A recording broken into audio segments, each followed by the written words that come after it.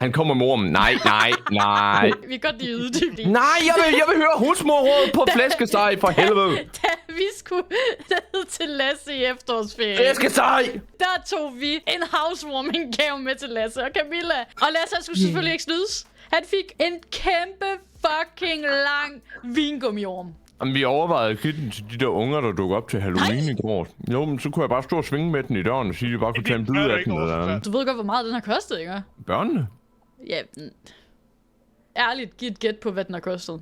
Nej, for helvede, giv mig jeres husmorråd til fucking flæskesteg. Jeg sidder her med en 1 meter lang fucking vingummiorm, og jeg vil gerne vide, hvor mange laurbærblade jeg skal købe til min flæskesteg, for helvede. Den er større end min fucking underarm. Altså, har du set, hvor lang og slank... Den er større end så meget.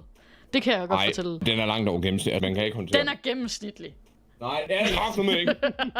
Jeg vil lige være på min toiletgade i halsen, det er den fandme ikke. Camilla, hun er knap nok lige flyttet ind, for jeg er bange for, at hun løber ud igen, hvis jeg prøver at servere hende det. Camilla, der er altid en plads i min seng.